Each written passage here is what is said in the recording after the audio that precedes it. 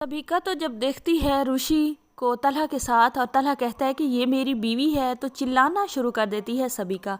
सबिका कहती है कि ये तुम क्या बकवास कर रहे हो, ये कैसा मजाक है, मैं ये मजाक बिल्कुल बर्दाश्त नहीं करूँगी। तलहा हद हो गई है, ये लड़की यहाँ पर क्या कर रही है। वो ऋषि को धक्के देने लगती है और ऋषि को कहती है कि इसको तो मैं धक्के देकर घर से निकालूंगी।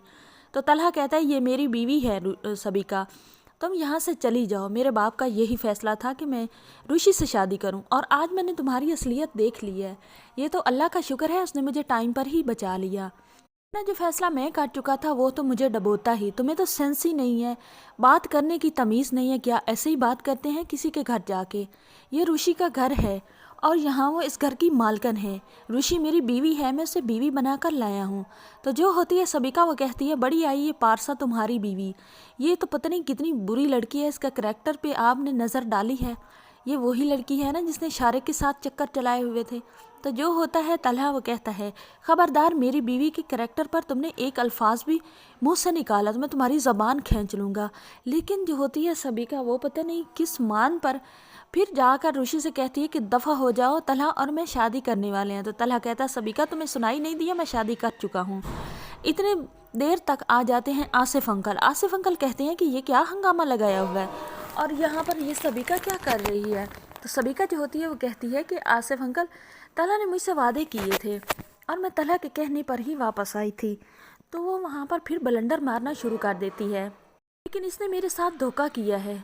ये कह रहा है कि इसने ऋषि से शादी कर ली है, आप मुझे इंसाफ लेकर दें, ये कैसे हो सकता है। तो आसिफ अंकल जो होते हैं वो कहते हैं कि बेटा पहले तुम चली गई थी तो हमारे कागज़ों में तुम उस वक्त की जा चुकी हो। अब हम कब का तुम्हारे वाला जो चैप्टर है ना वो क्लोज़ कर चुके हैं, वो पेज भी हमने ज़िंदगी की डायरी से फाड़ कर फेंक दिया है। तो तुम्हारे लिए बेहतर और इज्जत इसी में है कि तुम यहाँ से चली जाओ।